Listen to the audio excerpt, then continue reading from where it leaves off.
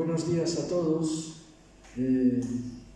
Damos la bienvenida a los que a través de internet nos están escuchando y queremos que participéis con nosotros de este día de alabanza y adoración.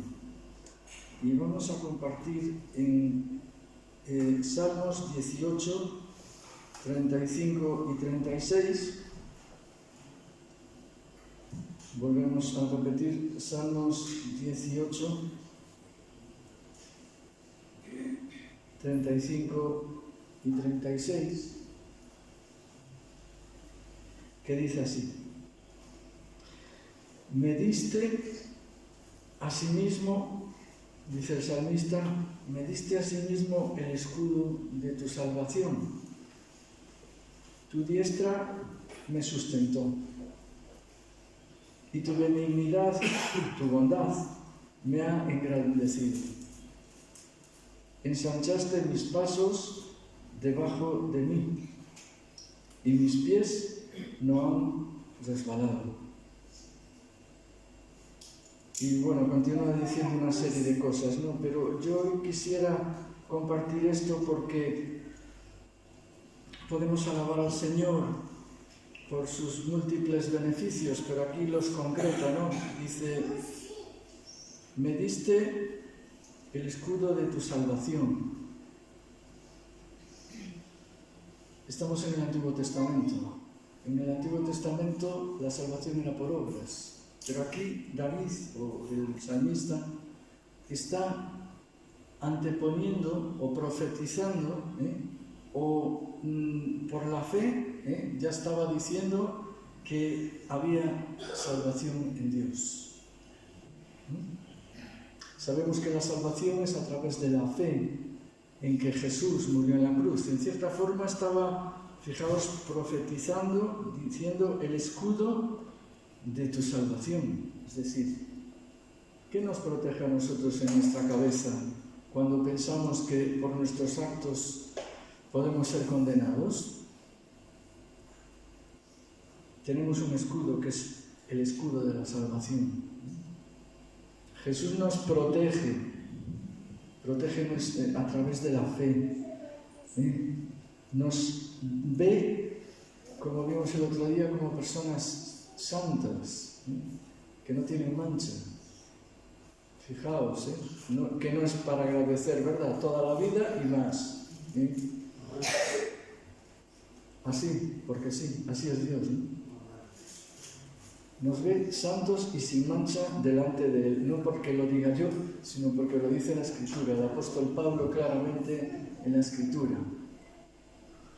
Somos santos a través de Él.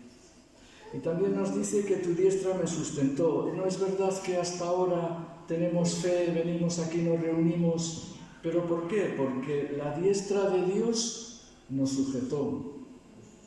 Yo si llega a ser por mi ánimo, por mis cosas, pues a lo mejor yo ya no estaba aquí. Pero doy la gloria a Dios porque sé que si estoy aquí es por la diestra de Dios, por la misericordia de Dios. Mi hermano pastor hace un par de años nos visitaba y me decía, hombre, ¿aún estás aquí en pie? Y le digo, sí, estoy por la misericordia de Dios. Y dice, sí, es verdad, suele ser así.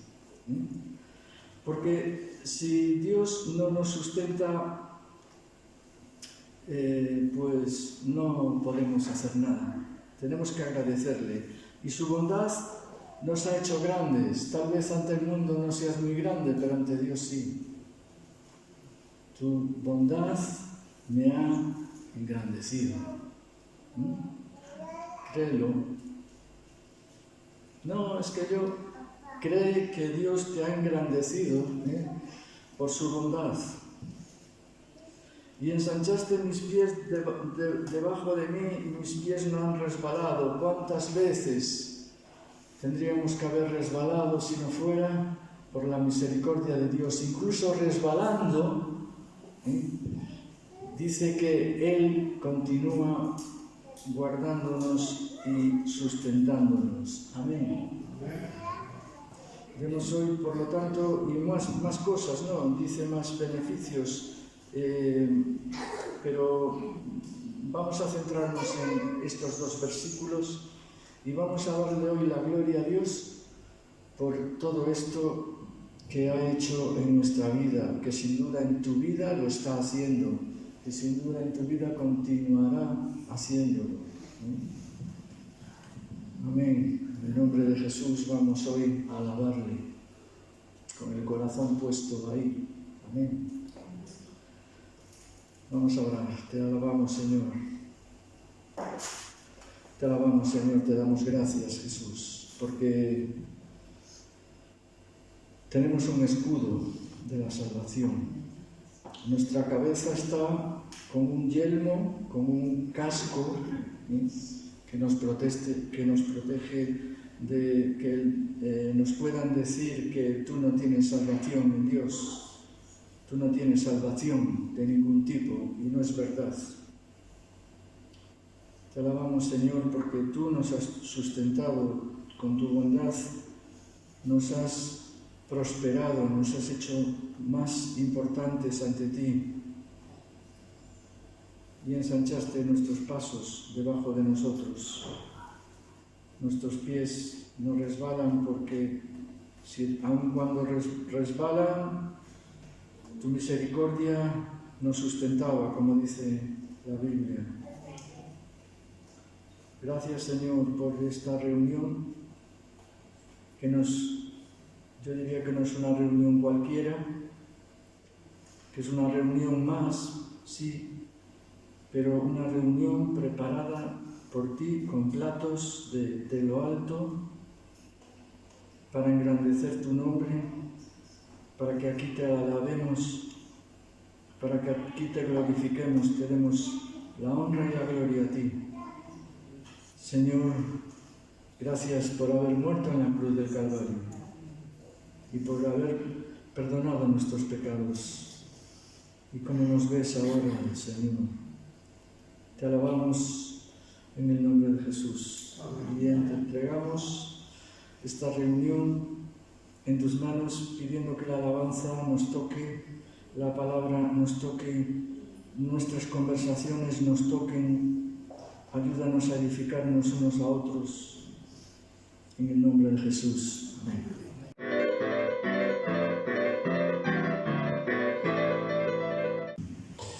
Bien, hermanos, estamos en el 1 de junio, parece mentira, ¿verdad?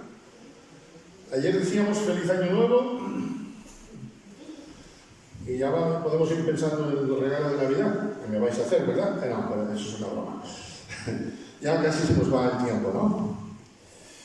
Quisiera llevaros en esta mañana a un salmo escrito en circunstancias bastante difíciles y que, sin saberlo, Eduardo esta mañana nos puso, digamos así, en vereda. Quiero llevaros en esta mañana al Salmo 5. Vamos a leer los 12 versículos que tiene este Salmo y vamos a meditar en la voluntad del Señor en algunas cosas. David es quien escribe este Salmo. Salmo 5. Escucha, oh Señor, mis palabras. Considera mi gemir. Estar atento a la voz de mi clamor, Rey mío y Dios mío, porque a ti oraré. Oh Señor, de mañana oirás mi voz. De mañana me presentaré delante de ti y esperaré, porque tú no eres un Dios que se complace en la maldad. El malo no habitará junto a ti. Los insensatos no estarán delante de tus ojos. Aborreces a todos los que hacen iniquidad. Destruirás a los que hablan mentira. Al hombre sanguinario y engañador abominará el Señor. Recordamos la palabra, el nombre Yahvé, el nombre Jehová, significa el que es eterno y fiel, porque es fiel. Esto no cambia. Yo por la abundancia, pero yo por la abundancia, en contraste a todo eso, por la abundancia de tu misericordia, no de lo que soy, entraré en tu casa, adoraré hacia tu santo templo en tu temor. Guíame, Señor, en tu justicia, a causa de mis enemigos. Qué fácil es, cuando estás viviendo situaciones, tomarte la justicia por tu mano, ¿verdad? ¿O nos pasa a vosotros eso? A lo mejor es que David y yo somos raros, pero en todo nos pasa. Por eso dice David, guíame en tu justicia a causa de mis enemigos, endereza delante de mí tu camino, porque en la boca de ellos no hay sinceridad. Sus entrañas son maldad, sepulcro abierto es su garganta, con su lengua hablan lisonjas. Castígalos, oh Dios. Caigan por sus mismos consejos. Por la multitud de sus transgresiones, échalos fuera, porque se rebelaron contra ti. Pero alégrense todos. Fijaros, este no es el centro de esta mañana, pero la expresión todos en el Salmo, como habla de unos y de otros, pero todos, alégrense en ti todos los que en ti confían. ¿En qué grupo de todos estamos nosotros? Den voces de júbilo para siempre, porque tú los defiendes. En ti se regocijen los que aman tu nombre, porque tú, oh Señor, bendecirás al justo. Y el salmo que nos leía Eduardo, como con un escudo lo rodearás. Es un salmo conmovedor, como toda la escritura, ¿verdad? Nos dicen los comentaristas que este salmo fue escrito al día siguiente del Salmo 3. Y esto diréis, ¿y esto qué tiene que ver? Pues porque es el segundo día en el cual David está huyendo de su hijo Absalón. Las circunstancias de David no eran tremendamente fáciles. Al revés, si eran algo tremendo, eran tremendamente difíciles. El Salmo 3 es un salmo genial, como toda la escritura, y hay un versículo que no me resisto a leer en esta mañana, el versículo 5 del Salmo 3. Yo me acosté y dormí y desperté. Algunos pensaban que no iba a pasar la noche. Yo quizá no hubiera dormido sabiendo que alguien me quiere matar. No solamente Absalón quería el trono, Absalón quería el cuello de su padre, ¿me entendéis? Yo me acosté y dormí porque el Señor me sustentaba. Y esto también es una promesa, nos dicen los entendidos, que nos habla de la seguridad de la resurrección del Señor. Porque cuando muramos lo que haremos será dormir y despertaremos. Salmo 16, si la memoria no falla, o 14, estaré satisfecho cuando despierte a tu semejanza. A veces hay pesadillas en nuestra vida y David estaba viviendo una pesadilla así. Las circunstancias de este salmo, a lo mejor, si no lo sabemos, pensaríamos, bueno, esto fue una tarde que a David se le ocurrió ponerse a tocar el arpa y recordó, no, esto no es una tarde precisamente, y no creo que David estuviera con ánimo, como no lo estaríamos nosotros para tocar el instrumento. Pero no hay circunstancia que no sea idónea para alabar al Señor. Si te paso esta mañana con una sola frase, que sea esta: no hay circunstancia que no sea idónea para poder alabar y glorificar al Señor. Aunque sean circunstancias de lo más profundo, de lo más duro. Las horas que estamos viviendo en este salmo, está habiendo ese golpe de estado, esa intentona militar, abanderada por su hijo Absalón. Hay ya varios muertos. Es un golpe de estado no solamente de alguien de la guardia, sino de su propio hijo. Permíteme, pinta por arriba. Ya no es solamente alguien, sino es alguien más cercano. Un golpe de Estado que, aparte de arrebatarle el trono, lo que quiere es su cabeza. Supongo que algunos de vosotros, no sé si todos, pero alguna vez habéis pasado por un quirófano, ¿verdad? Yo no sé, la noche anterior uno lo pasa un poco medianamente, ¿no? Aunque sea una cirugía sencilla. Pero uno dice, uy, si se le va al médico el bisturí. Pero aquí no era un bisturí, ¿eh? Lo que querían usar contra David, era una espada. El golpe de Estado de Absalón fue muy bien preparado.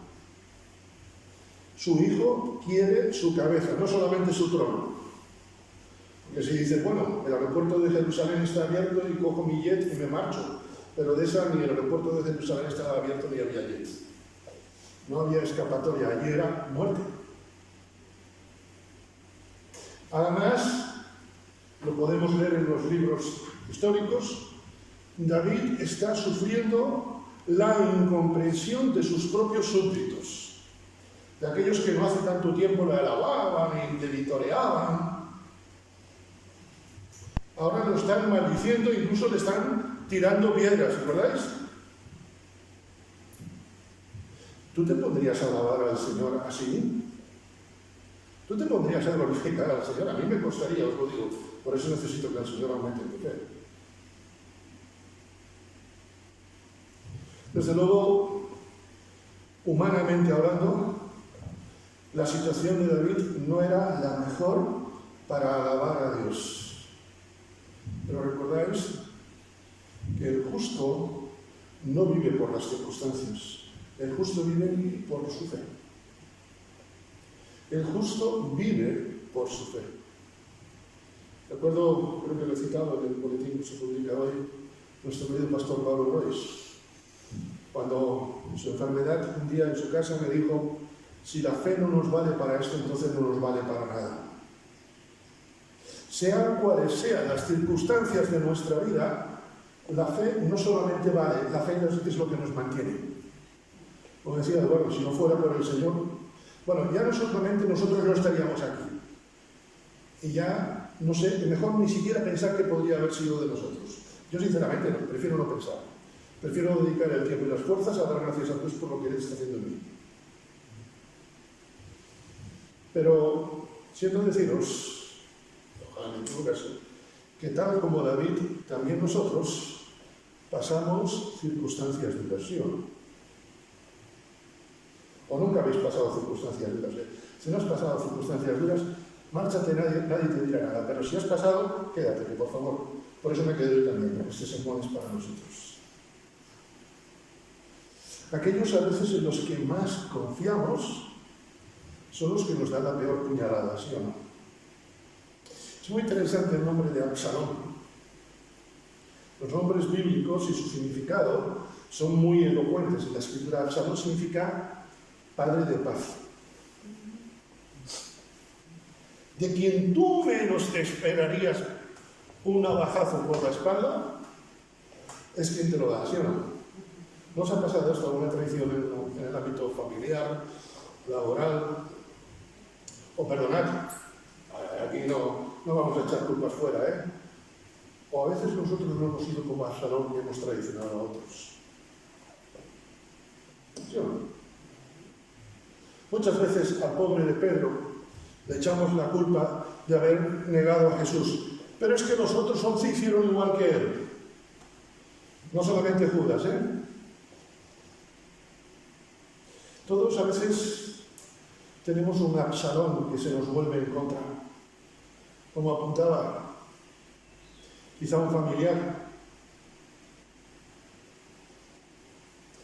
Un amigo mío decía hace años, yo nada más que pongo en el fuego, la mano en el fuego por mis hijas, y no siempre. A veces ponemos la mano en el fuego, que se dice, ¿no?, por alguien. Este jamás me haría esto. Quizá compañeros con los que hemos vivido. El apóstol Pablo nos recuerda a Alejandro el Calderero, ¿recordáis? Que había sido compañero de Pablo y después le traicionó. Muchos males me ha causado Alejandro el Calderero. Y no se trata solo de familiares, de amigos, de compañeros. Permitidme, quiero ser claro y elocuente, porque es lo que me enseña la Escritura. También a veces hay hermanos en la fe que nos traicionan. ¿Sí o no? Se levantan diciendo cosas contra nosotros. Y después presumen a lo mejor de lealtad, de no sé qué, y tú dices, ¿y este? Todos tenemos a veces un Absalón. El golpe de estado de Absalón no fue una ocurrencia de Absalón una mañana, que dijo, hoy me siento aburridito aquí en el palacio, voy a atentar contra mi padre, yo quiero ser el mandamás. El golpe de estado tardó tiempo en prepararlo y se buscó incluso a asesores de su propio padre. Su padre tenía consejeros, como lo tiene cualquier rey, cualquier gobernante, ¿verdad?, que tiene su equipo de asesores. ¿Recordáis? Uno de los asesores del padre, del rey David, que aconsejó perfectamente, lo que pasa que, bueno, Absaloncito era como era. Porque si le llega a haber obedecido al consejo que le dio Ahitofel, el golpe de estado habría triunfado. ¿Recordáis cómo terminó Ahitofel? Llegó a su casa, dice la Escritura, enalbardó su asna y se ahorcó. Pero Absalón preparó concienzudamente el golpe de estado. Todos a veces pasamos momentos así. Y como David, es en esos momentos cuando podemos descubrir cosas de Dios que de otra manera quizá nunca apreciaríamos. Es decir, a veces Dios permite, permitidme la expresión, ponernos en una perspectiva diferente para apreciar su gracia, su misericordia. A veces Dios permite ponernos en una situación que no entendemos, en una situación extrema, para buscar a un Señor desesperadamente. No te quejes de las circunstancias que estás viviendo. Dile, Señor, enséñame a verlas como tú las ves. Si habéis resucitado con Cristo, poned vuestra mira en las circunstancias. Eso no lo dice vuestra Biblia, y si lo dice, cambiadla, que os han engañado. Poned vuestra mira en las cosas de arriba, donde está Cristo. Qué difícil es poner la mira en las cosas de Dios. No hay circunstancia que Dios no pueda usar a tu favor. Mira, aunque te parezca que estamos viviendo silencios de Dios, no hay circunstancias en las que Dios no pueda hablarnos. Es más, no hay circunstancias en las que Dios no nos hable. Quizá no de una forma audible, pero las circunstancias, la palabra, por excelencia de la Escritura, nos habla. Dice el apóstol Pablo, por amor a Cristo, me gozo en las debilidades. Pablo no hubiera quedado una semana en un concurso de televisión. Los concursos de televisión en este mundo de dinero fácil, tienes que ser el más fuerte. Pablo dice, me gozo en mis debilidades.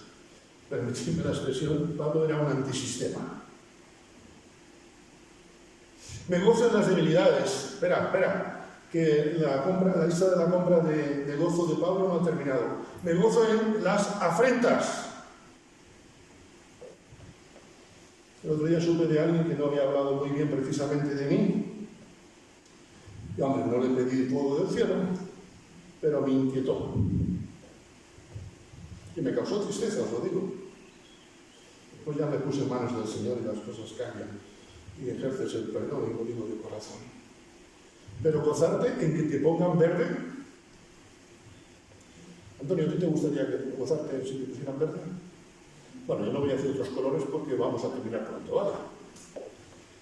¿Verdad que no? A ninguno de nosotros. en necesidades. Ay, a Pablo le sobraba mes para su sueldo. El sueldo de Pablo era más corto que el mes, como nos pasa mucho. Pero bueno, gozarte en tus necesidades. ¿Qué tipo más extraño era Pablo? En persecuciones. ¿Recordáis que incluso una vez lo apedrearon? Y Pablo salió contento. ¿Recordáis cuando una vez que está perseguido allí en Filipos, ¿dónde lo tienen? En la mazmorra de más adentro. ¿Y qué hacía Pablo allí? ¿Mandar WhatsApp pidiendo su libertad? No. Cantando y dando himnos al Señor. El auditorio de Pablo era tremendo, ¿eh? Espera. Me gozo en las debilidades, en afrentas, en necesidades, en persecuciones y en angustias. Yo no tengo la fe de Pablo solo. Pido al Señor tenerla. Dice, porque cuando soy débil, entonces soy fuerte. Segunda de Corintios 12:10, lo tenéis. Cuando soy débil, entonces soy fuerte. La sociedad te dice, cuando soy fuerte, entonces me gano el mundo. La Escritura nos dice, cuando te crees fuerte, entonces eres débil. Entonces sí que no vales nada. Pablo dice, el cristiano, el creyente, entiende que cuando es débil, entonces soy fuerte. Porque el poder no es nuestro, sino el poder de Dios actuando en nosotros, a pesar de nosotros, e incluso con nosotros y nuestras torpezas. Amén. Desde luego, cuando uno ve estas cosas en la Escritura, yo por lo menos reflexiono y digo, ¿cuánto necesito más del Señor? Decíamos que este salmo está escrito en el segundo día de la persecución de Absalón. La historia la sabéis, si no, pues buscad en la Escritura. Las circunstancias, como digo, de David eran duras, eran adversas y sobre todo, creo que por lo menos en mi caso sería, eran incomprensibles. Tú no entiendes por qué, ¿verdad? A veces, como dice Max Lucado en uno de sus libros, salta una alarma y no sabemos cómo apagarla, ¿verdad?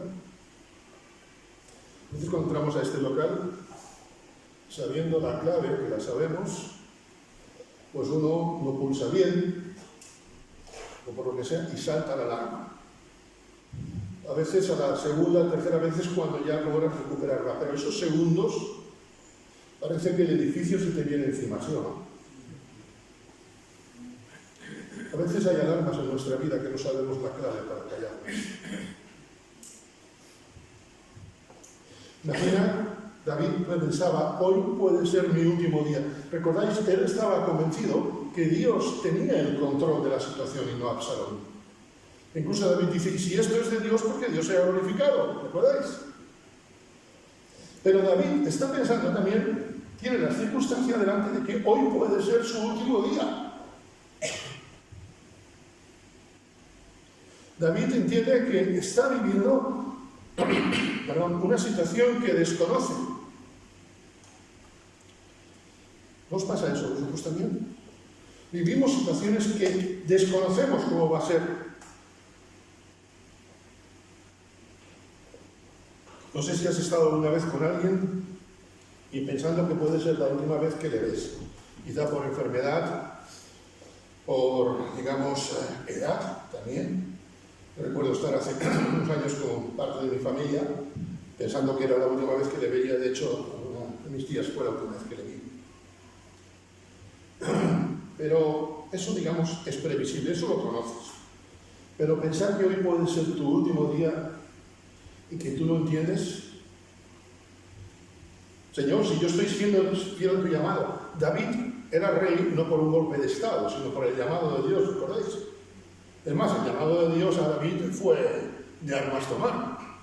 El pobre Samuel aquel día se frustró casi como profeta. ungiendo a uno, el otro, no, este no, Samuel, espera. Aquel día, pobre Samuel, se frustraría. Estaba seguro del llamamiento. Han pasado más de 30 años desde que fue llamado hasta que sube al trono. Llevaba ya un tiempo. El llamamiento era indudable. Señor, estoy haciendo las cosas como tú quieres, pero esto no lo entiendo. ¿Cómo voy a terminar hoy? Siglos antes, Abraham vivió una situación con mucha analogía, con mucho paralelismo a esto. ¿Recordáis? Dios es el centro de vida de Abraham. Y un día Dios le dice, sacrifícame a tu hijo. Hombre, si el Señor le hubiera pedido a Abraham que sacrificara a Ismael, aún todavía, permitidme, pero sacrificar a tu hijo, tu único, al heredero de la promesa, yo no sé vosotros, yo no lo entiendo. Y te puedes imaginar cuando van camino del monte Moria para sacrificar y Isaac le dice, papá, todo está bien preparado, pero ¿dónde está el carnero? Y cuando Abraham tiene aquella respuesta tan elocuente, el Señor proveerá.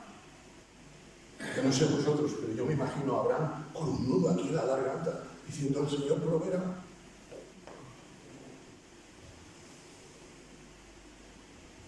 Porque el que llama es fiel.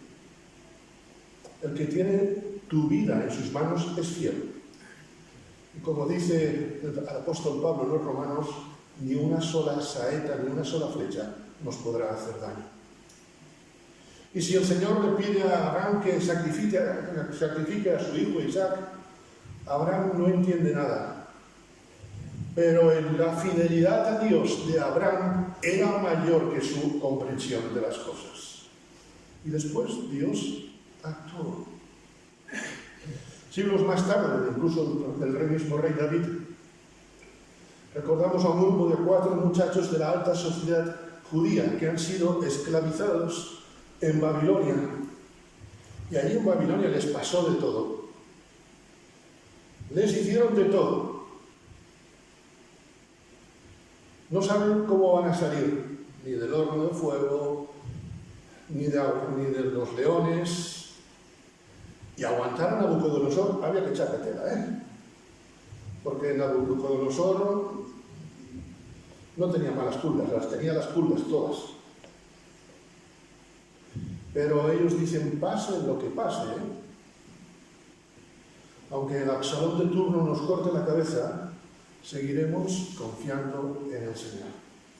Y permitidme, yo me quito el sombrero ante esa declaración de fe. ¿Qué diríamos del profeta Oseas? Lo del profeta Oseas tiene su miga. ¿Recordáis? Dios le pide que se case con quién? Con una prostituta.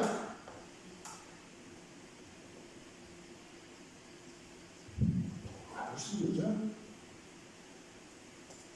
El llamado de Dios a Oseas era más fuerte que su comprensión. Y Oseas hace lo que Dios le dice y así queda como un ejemplo para nosotros hoy en día. Y un último ejemplo, permitidme. ¿Recordáis? Muchas de las epístolas del apóstol Pablo, sabéis desde qué despacho fueron escritas, ¿verdad? Desde el Barrotes Palace o el Barrotes Resort de Roma. Es decir, desde la cárcel. O del Barrotes Resort, ¿me entendéis la ironía? A mí no me gustaría escribir desde una cárcel. He visitado alguna, 2 o 3 he visitado, que he salido libremente y he entrado libremente. Y no es precisamente, he observado, recuerdo, me impactó mucho una pelea entre 2 internos en una de las visitas. Simplemente porque se miraban mal. Tú imagínate estar en una cárcel por situaciones no solamente injustas, sino el hecho mismo de estar en la cárcel. ¿Cómo puede ser? El jueves pasado, lo tenéis en vídeo, terminábamos en la reunión de oración citando Proverbios 29-25. El temor al hombre es un lazo, pero el que confía en el Señor estará seguro. Cuando David escribe el Salmo 5, no está pensando en Absalón, está pensando en el Señor. Yo quiero parecerme a David, espero que vosotros también. El centro de todo no era su problema. El centro del día difícil de David no era su problema. El centro de ese día era el Señor. Cantamos muchas veces el centro de todo, sé Jesús. A mí me gustaría cantar, el centro de todo es Jesús. Y hasta que llegue a su presencia me encuentro en esa lucha de esperar y desear que el centro de todo sea Jesús, porque confieso con vergüenza delante del Señor que el centro de mi vida no siempre es Jesús. Versículo 3. Oh Señor, de mañana oirás mi voz, de mañana me presentaré delante de ti y esperaré. Y en las circunstancias que está viviendo David, en las circunstancias que vivimos nosotros, ¿cómo esperar en el Señor?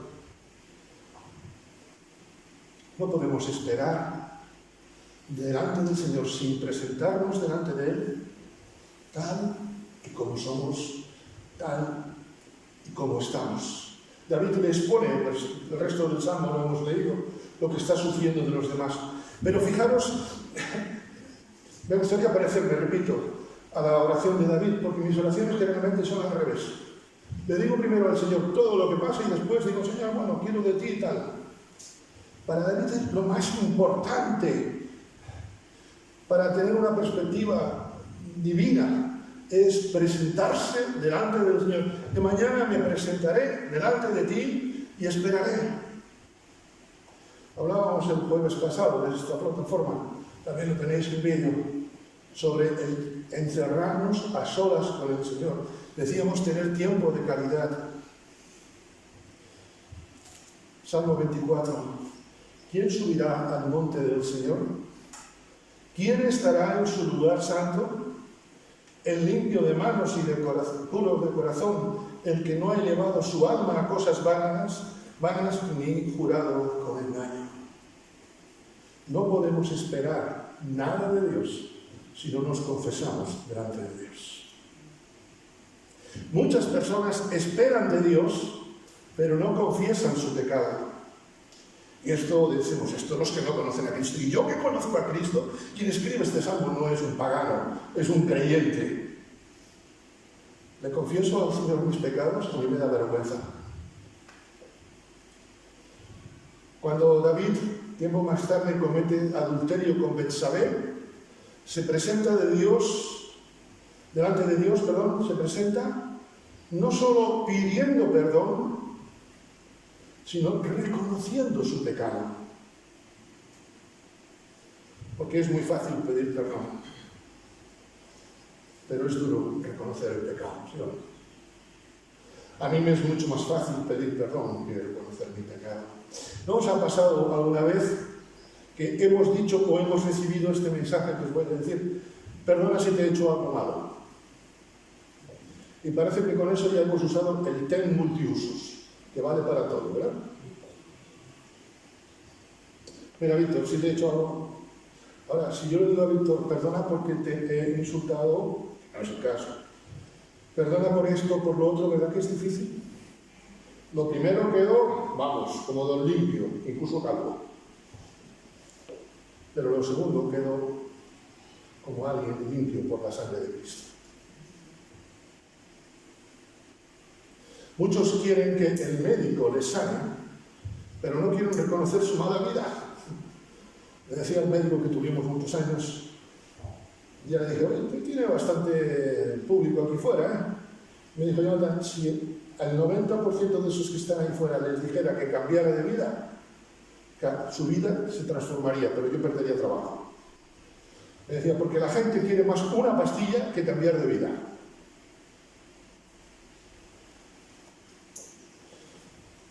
Me presentaré delante de ti y esperaré. No podemos presentarnos sin expresar cómo estamos. Y no podemos presentarnos sin tener paciencia.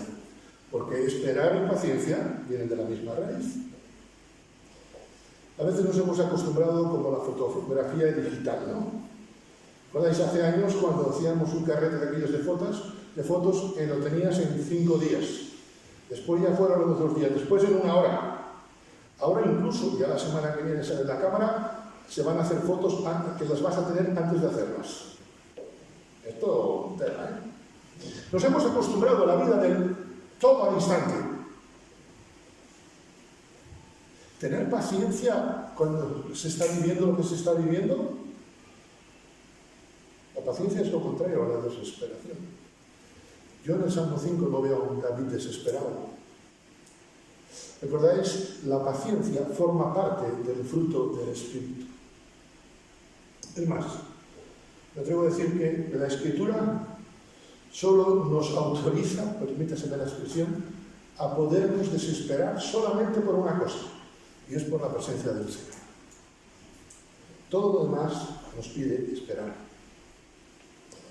A veces, decía un político de los años 90, político muy conocido, a veces lo urgente pasa por delante de lo importante. Urgente es solucionar el problema, lo importante es la presencia de Dios. Y a veces confundimos tanto los dos términos. La visitación de David era urgente, era vital, pero David valora más la presencia de Dios, la respuesta de Dios, la provisión de Dios, que incluso su propia vida.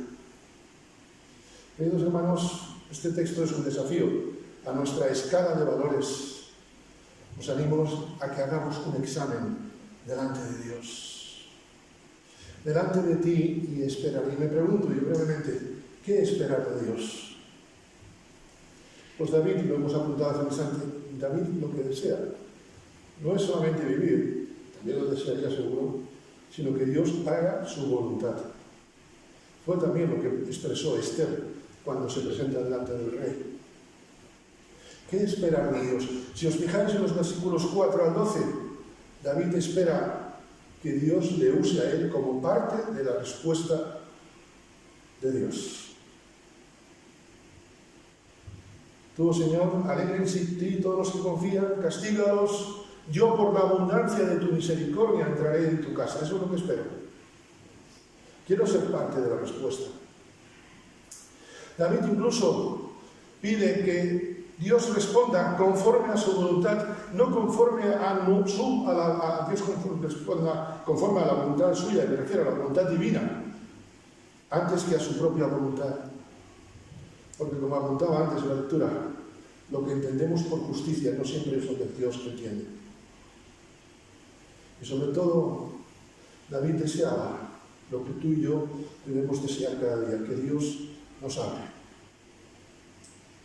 Si no hemos venido con un corazón dispuesto en esta mañana, escucharemos un sermón quizá un pelín pesado, no lo sé. Quizá escucharemos unas hermosas alabanzas. Permíteme, escucharemos un ruido del cielo, pero no escucharemos al cielo. A veces pasamos años y años esperando cosas de Dios y pensamos que llegarán a su tiempo. Y esto es relativamente cierto. Porque ese creo que muchas veces es un argumento que nos roba la bendición de examinarnos delante de Dios. No, yo sé que el Señor me dará. Examínate. Pedís y no recibís porque no pedís correctamente, dice la Escritura.